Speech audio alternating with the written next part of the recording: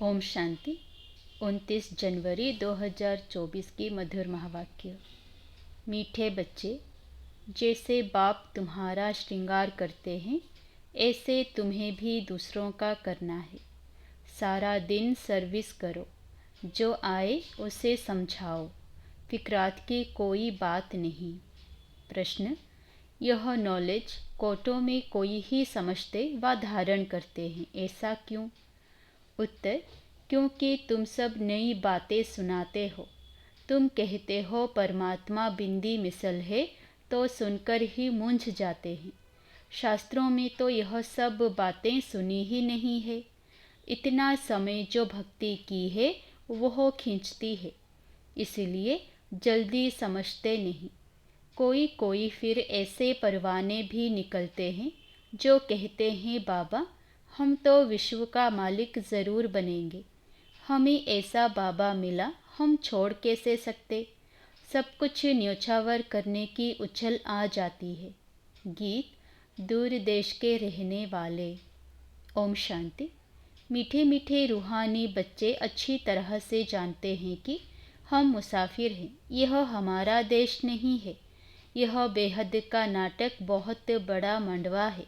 कितनी बड़ी बड़ी बत्तियां हैं, यह सदैव जलती रहती है। आत्मा जानती है हम सब एक्टर्स हैं और नंबरवार अपने पार्ट अनुसार पूरे टाइम पर आते हैं यहाँ पार्ट बजाने। पहले पहले तुम वापस घर जाकर फिर यहाँ आते हो।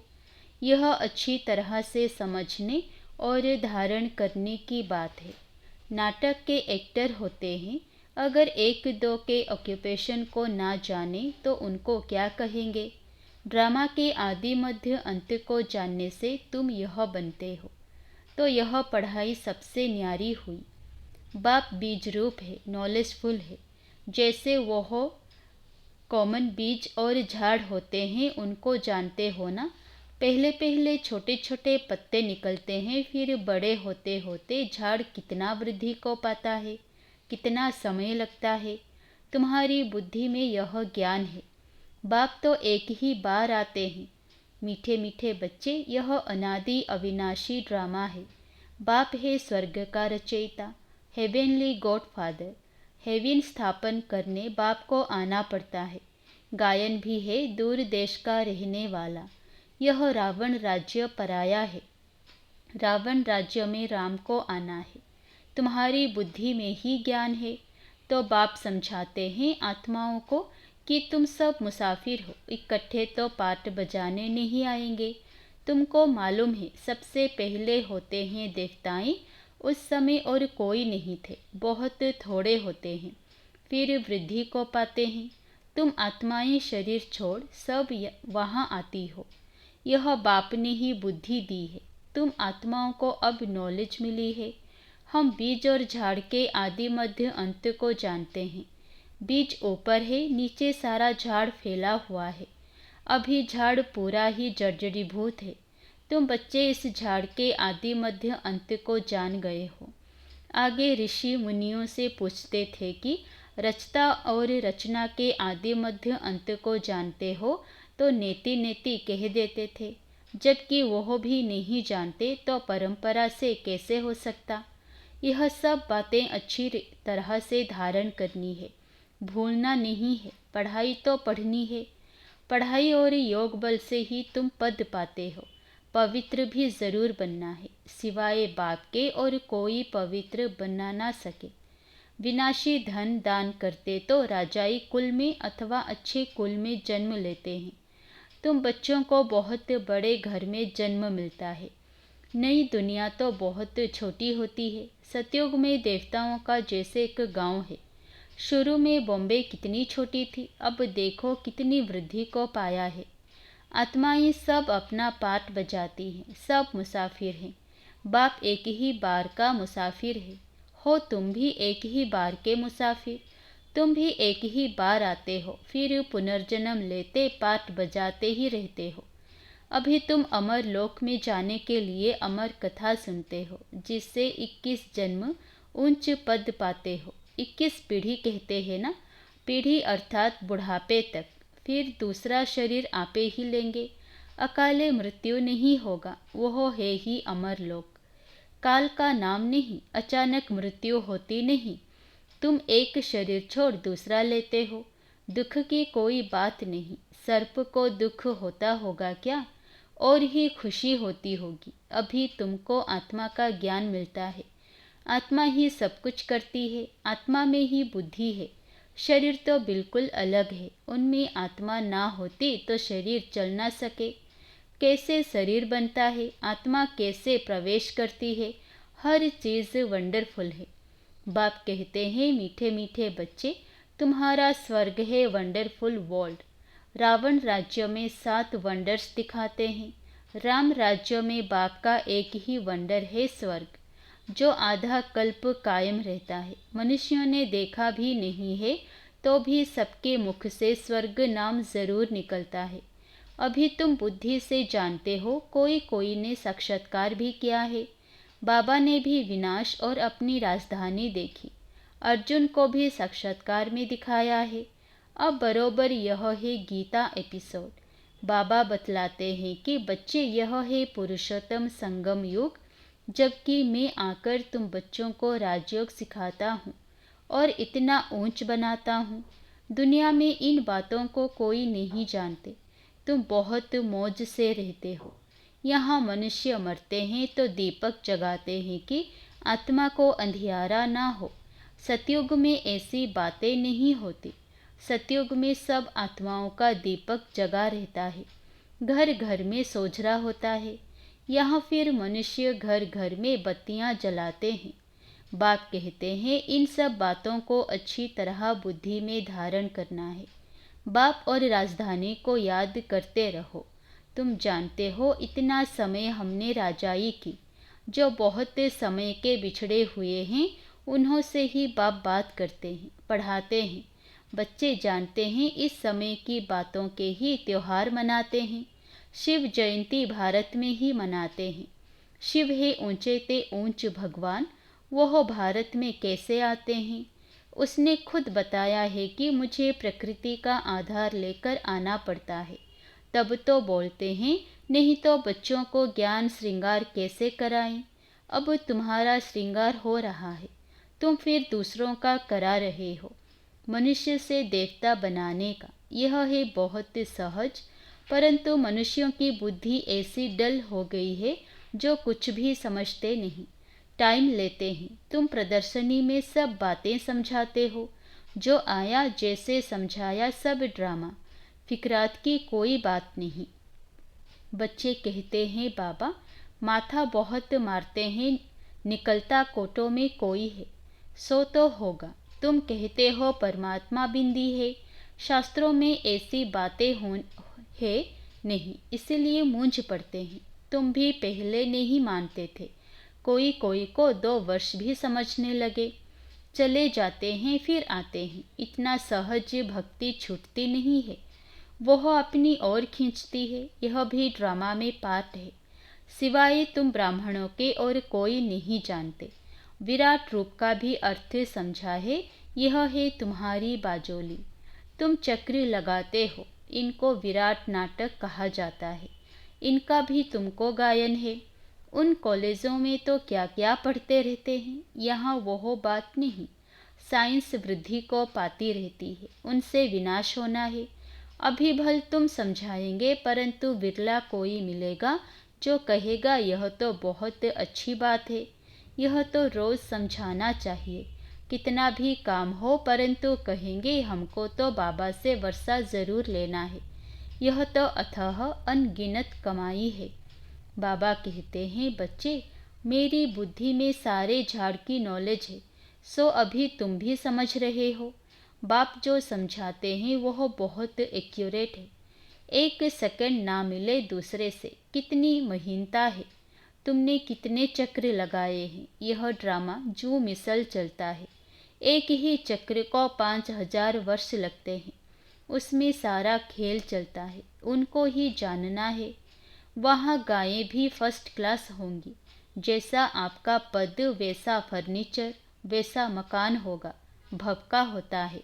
खुशी भी आत्मा को ही होती है। हमारी आत्मा तृप्त हुई।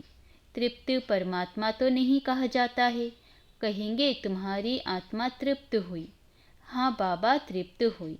तो यह सब खेल चलता आया है। बाप जो समझाते हैं यह भी ड्रामा का खेल है। अब बाप तुमको रिजुविनेट करते हैं। तुम्हारी काया कल्प वृक्ष समान बन जाती है। नाम ही है अमर लोक। आत्मा भी अमर है, काल खा ना सके। बाबा तुम्हारी आत्माओं से बात करते हैं। अकाल आत्मा जो इस तख्त पर बैठी है उनसे बात करते हैं। आत्मा इन कानों से सुनती है। हम आत्माओं को ही बाप पढ़ाने आए हैं। बाप की दृष्टि हमेशा आत्माओं पर रहती है। तुमको भी बाप समझाते हैं, हमेशा भाई भाई की दृष्टि रखो। भाई से हम बात करते हैं, फिर क्रिमिनल दृष्टि ना जाए। यह प्रैक्टिस बहुत अच्छी चाहिए। हम आत्मा हैं। हमने इतने जन्मले पाठ बजाया है। हम पुण्य आत्मा थे, हम ही पवित्र आत्मा बने हैं। सोने में ही खाद पड़ती है। जो आत्माएं पिछाड़ी को आएंगी उनको क्या कहेंगे?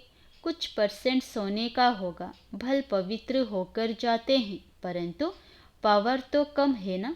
एक दो जन्म करके लिया, इससे क्या हुआ?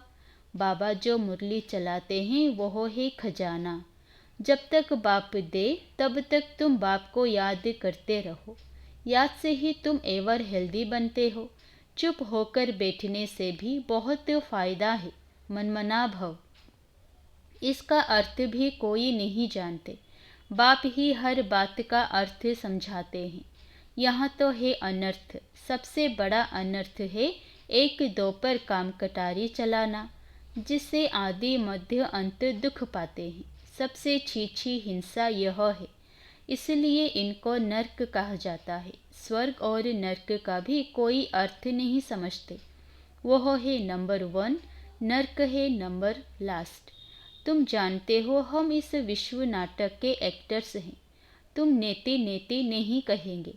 तुम श्रीमत से कितने अच्छे चित्र बनाते हो जो मनुष्य देखते ही खुश हो जाएं और सहज ही समझ जाएं। यह चित्र बनाना भी ड्रामा में नोंद है। पिछाड़ी को तुम याद में ही रहेंगे। सृष्टि चक्र भी बुद्धि में आ जाएगा।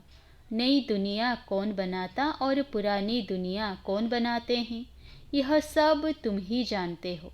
सतो रजो तमो में सबको आना ही है। अभी है कलयुग। यह किसको पता नहीं कि बाप आकर हमको स्वर्ग का मालिक बनाएंगे। किसके ख्याल में भी नहीं आता। तुमको तो अभी सारे सृष्टि के आदि मध्य अंत की नॉलेज है। रचयिता बाप इसमें बैठ समझाते हैं कि मैं तुम आत्माओं का बाप हूँ, बेहद का टीचर हूँ। यह संगम युग है, पुरुषोत्तम युग। सतयुग और कलयुग को पुरुषोत्तम नहीं कहेंगे। संगम पर ही तुम पुरुषोत्तम बनते हो। जब बाप आकर राजयोग सिखलाते हैं, दिन प्रतिदिन तुम बच्चों को समझाने में बहुत सहज होगा। झाड़ वृद्धि को पाता रहेगा। क्षमा पर बहुत परवाने आते हैं फिदा होने। ऐसे बाप को कौन छोड़ेगा? कहेगा बाबा बस हम तो आपके पास ही बैठे रहें, यह सब कुछ आपका है। ऐसे ऊंच बाप को हम छोड़े क्यों? जोश बहुतों में आता है। बाबा से विश्व की बादशाही मिलती है तो हम छोड़कर क्यों जाएं?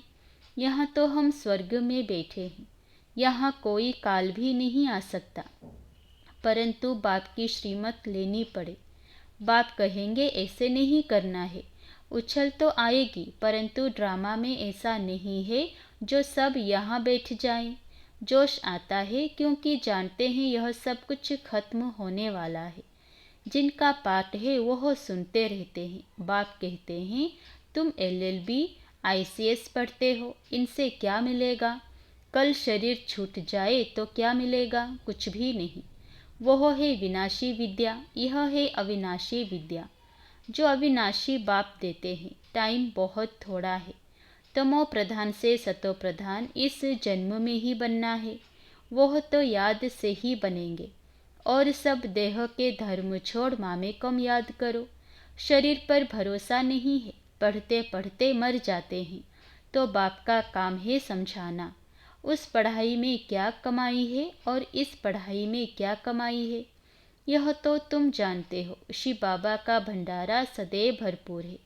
इतने सब बच्चे पलते रहते हैं, फिक्र की कोई बात नहीं, भूख मर नहीं सकते। लौकिक बाप भी देखते हैं, बच्चों को खाना नहीं मिलता है तो खुद भी नहीं खाते। बच्चों का दुख बाप सहन नहीं कर सकते। पहले बच्चे पीछे बाप। माँ सबसे पीछे खाती है, रूखा सूखा बचता है वह खा लेती है। हमारी भंडारी भी ऐसी है। अच्छा, मीठे मीठे सिकिलधे बच्चों प्रति माता पिता बाप दादा का याद प्यार और गुड मॉर्निंग। रूहानी बाप की रूहानी बच्चों को नमस्ते। धारणा के लिए मुख्य सार। पहला, भाई भाई की दृष्टि पक्की करनी है। हम आत्मा भाई से बात करते हैं। यह अभ्यास कर क्रिमिनल दृष्टि को परिवर्तन करना है। दूसरा, बाप जब ज्ञान खजाना देते हैं तो याद में बैठ बुद्धि रूपी झोली से खजाना भरना है। चुप बैठकर अविनाशी कमाई जमा करनी है। वरदान, आत्मिक मुस्कुराहट द्वारा चेहरे से प्रसन्नता की झलक दिखाने वाले विशेष आत्मा भव। ब्राह्मण जीवन की विशेषता है प्रसन्नता। प्रसन्नता अर्थात आत्मिक मुस्कुराहट। जोर जोर से हंसना नहीं, लेकिन मुस्कुराना। चाहे कोई गाली भी दे रहे हो तो भी आपके चेहरे पर दुख की लहर नहीं आए। सदा प्रसन्नचित्त। यह नहीं सोचो कि उसने 1 घंटा बोला, मैंने तो सिर्फ 1 सेकंड बोला। सेकंड भी बोला या सोचा, शक्ल पर अप्रसन्नता आई तो फेल हो जाएंगे। 1 घंटा सहन किया, फिर गुब्बारे से गैस निकल गई। श्रेष्ठ जीवन के लक्ष्य वाली विशेष आत्मा ऐसे गैस के गुब्बारे नहीं बनते। स्लोगन, शीतल काया वाले योगी स्वयं शीतल बन दूसरों को शीतल दृष्टि से निहाल करते हैं। अव्यक्ति साइलेंस द्वारा डबल लाइट फरिश्ता स्थिति का अनुभव करो।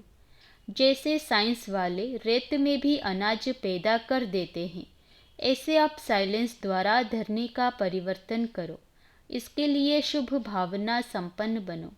ब्रह्मा बाप को फॉलो करो। साइलेंस की शक्ति से किसी भी आत्मा की वृत्ति दृष्टि का परिवर्तन कर दो। जैसे क्रोध अज्ञान का शक्ति है, ऐसे ज्ञान की शक्ति शांति है, सहन शक्ति है। अभी इन गुणों को अपना संस्कार बना लो तो डबल लाइट फरिश्ता सहज बन जाएंगे। अच्छा, ओम शांति।